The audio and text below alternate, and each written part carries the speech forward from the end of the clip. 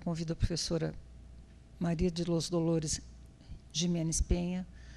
Ela é doutora em Educação pela PUC São Paulo, pós-doutorado na Universidade de Barcelona. Atualmente é professora e coordenadora do programa de pós-graduação da Universidade Mackenzie. É líder da Rede Internacional de Grupos de Investigação em Educação e Tecnologia. Bom dia a todos. Primeiramente, eu gostaria de agradecer o convite à professora Aline e à organização do evento. Por sinal, muito lindo o evento, né? Estivemos participando na etapa virtual, que foi um sucesso, né?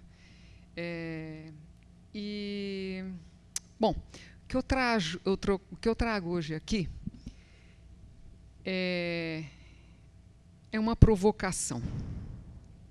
Uma provocação. Provocação ainda porque eu percebi que minha colega canadense também tocou na nomenclatura escola híbrida, né? E eu também vou falar a respeito da escola híbrida.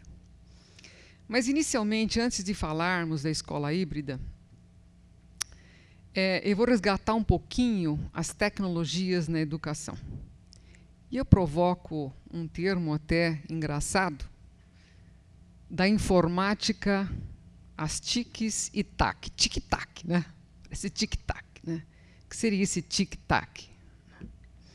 Mas antes da gente trazer o termo tac novo, idealizado por alguns educadores da Catalunha, eu vou trazer um pouquinho os recursos tecnológicos utilizados na educação de forma breve. Todo mundo usou e usa ainda caderno, lápis, giz, lousa, a voz do professor. Passamos nos anos 90 para o computador, para o software, e a sala de aula permaneceu.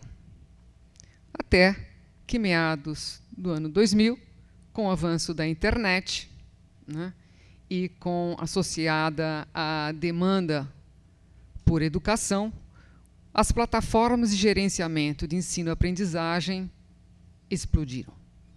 E o ensino à distância teve, principalmente aqui no Brasil, um desenvolvimento extraordinário, dadas as dimensões e a necessidade de educação e de democratização da educação.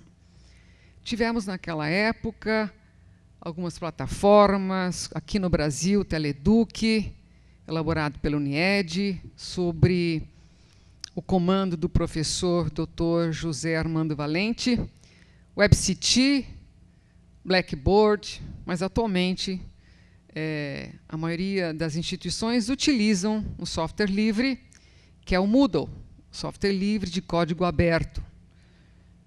Muito bem. Vamos lá.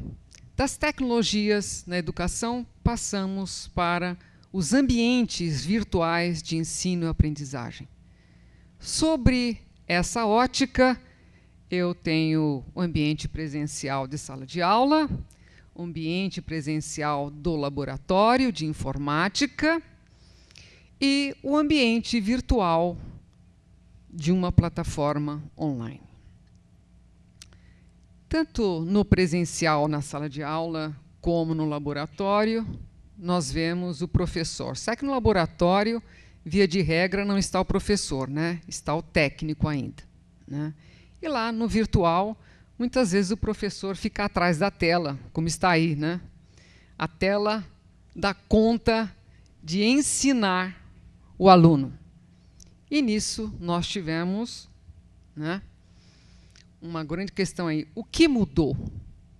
O que mudou no ensino com a plataforma? Inicialmente, nós tínhamos um ambiente fechado, ensino presencial, na sala de aula.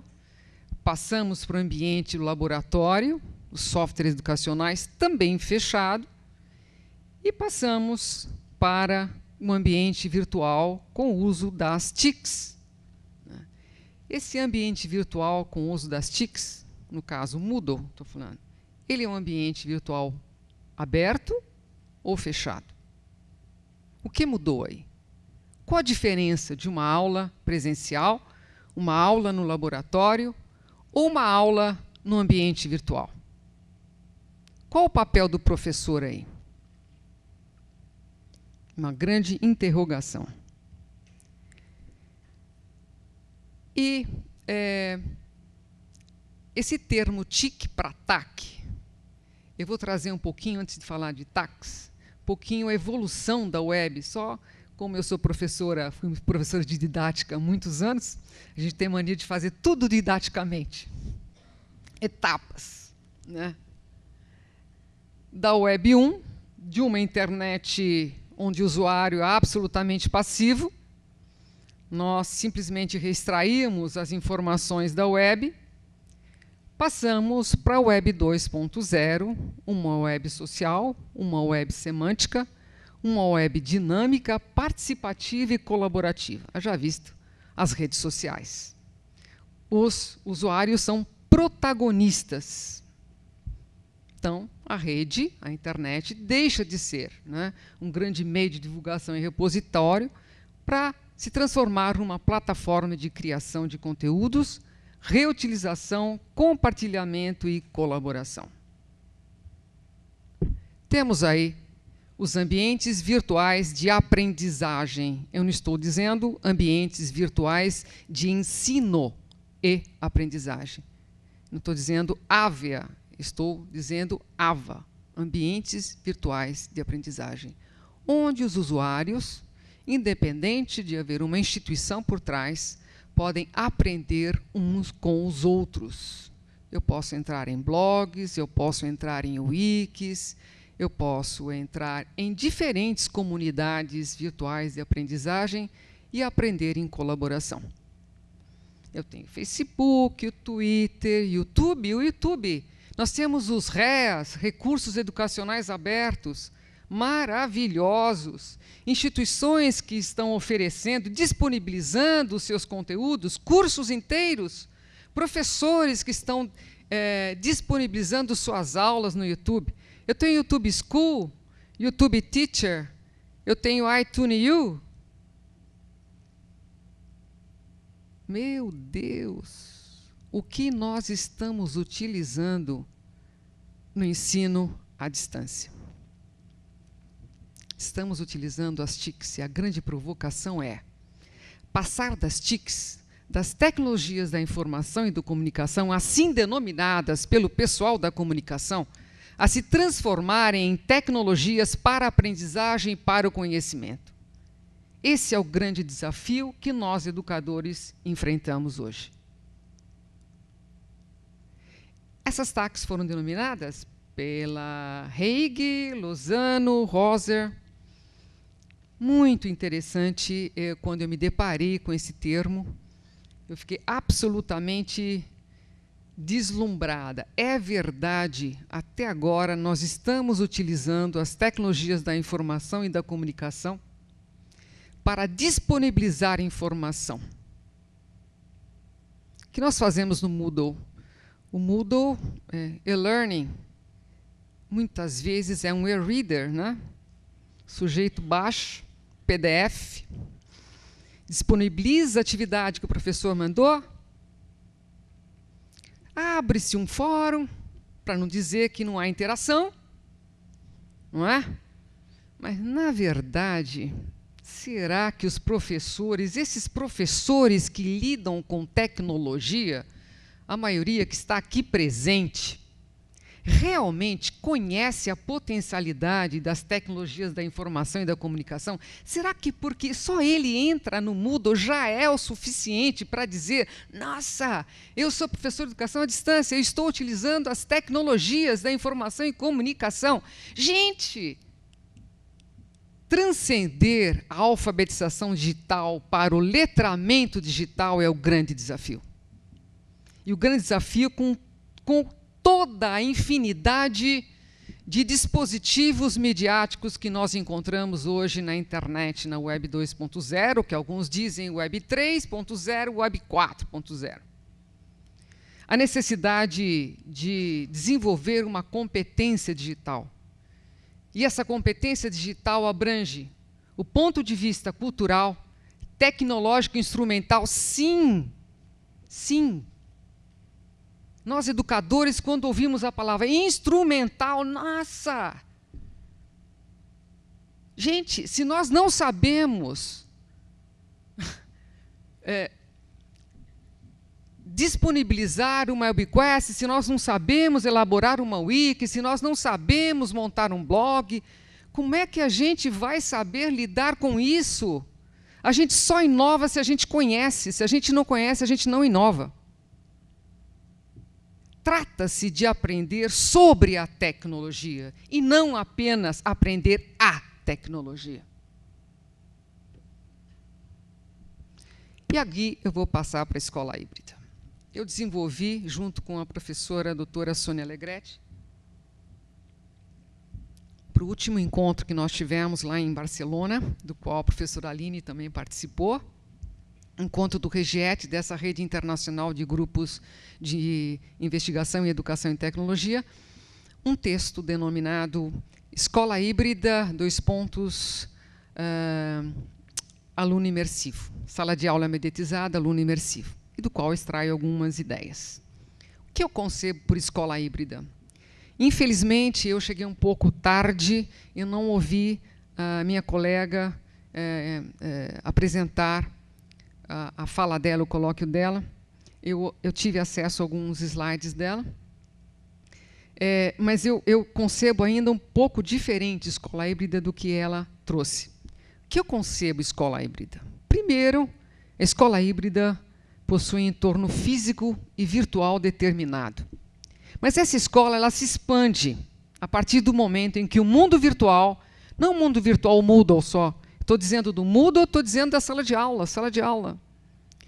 Essas TACs passam a fazer parte integrante do ambiente de aula, rompendo com a aula convencional.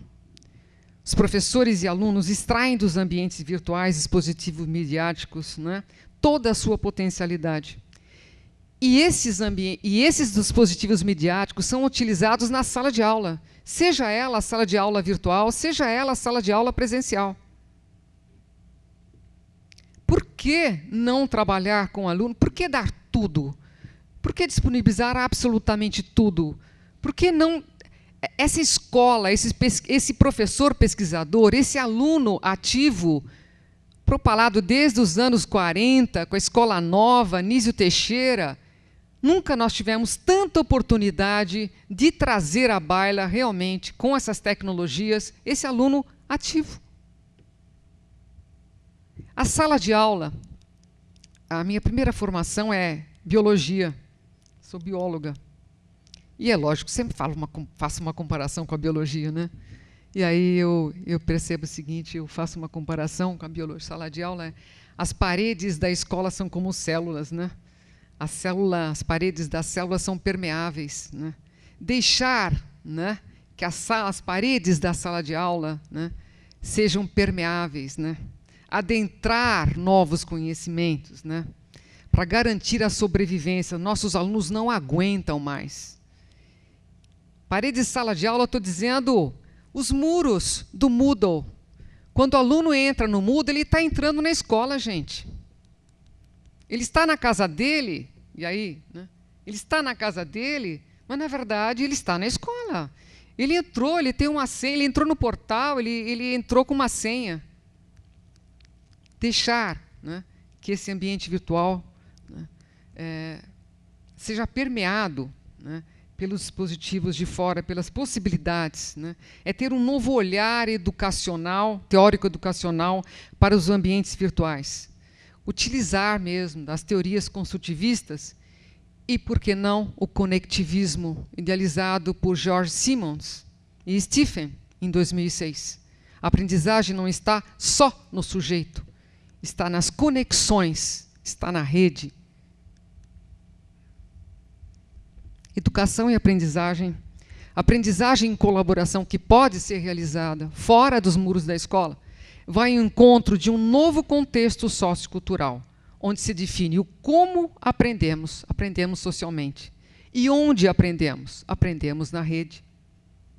As TICs proporcionaram novos ambientes de aprendizagem e contextos que multiplicaram as possibilidades do aluno do trabalho colaborativo em grupo. O papel do professor aí e do aluno, ambos são pesquisadores. E aí eu teria N experiências para trazer para vocês, né? Estou participando de um projeto de implementação das tecnologias em sala de aula, numa rede de ensino, porque, pasmem, os alunos já estão com as TICs na sala de aula, entram pela porta com os seus iPhones, entram pela porta, não sei se tablets, né, porque ainda a condição monetária, né, infelizmente, não permite. Mas a maioria de nossos alunos possuem um telefone com acesso à internet. Quando eu estou falando aqui, o aluno já está sabendo, ele já está pesquisando. Então, é impressionante que nós teremos aí, né, na sala de aula, o governo vai derramar nas salas de aula mais de 500 mil tablets. Como é que esses professores vão trabalhar, né, com esses tablets, né? Então, é um papel extremamente importante a ser repensado, né? Eu digo que o papel do professor, nesse novo contexto, nessa escola híbrida, além de ser um mediador, será um curador dos conteúdos. Ele selecionará os conteúdos investigados pelos grupos de alunos, fará um mapa conceitual, discutirá o mapa conceitual com seus alunos, e a ele caberá a síntese dessa aula, né? O papel do aluno: pesquisará conteúdos e conhecimento sobre a temática que o professor está desenvolvendo. Ele vai compartilhar o mesmo na sua aula, com os colegas, com o professor, e aí sim, dá realmente para desenvolver uma relação reflexiva entre a pesquisa que está sendo feita, a proposta de ensino e a construção do conhecimento. Como conclusão, não é conclusão, né? Terminar agora, que é um grande desafio. Ao professor caberá despertar o espírito investigativo de seus alunos, porque tecnologia eles estão careca de saber. Eles não sabem que a tecnologia pode ser utilizada para a aprendizagem. Caberá também, né, ao professor, e eu acho muito interessante isso, a curadoria dos conteúdos. Até então nós falamos do professor prático reflexivo, professor pesquisador, hoje nós chamamos de a curadoria. Esse professor tem que ser um curador. E olha, gente, é um grande desafio, porque para ser curador precisa entender do assunto, né? A aula será sem fronteiras e o contexto convidará, de fato, esse aluno a passar de mero espectador a ser um aprendiz imersivo. Aí está, é uma grande provocação, né? Não é fácil de ser feita, mas, pelo meu entendimento, urge, é necessária. Obrigada, gente.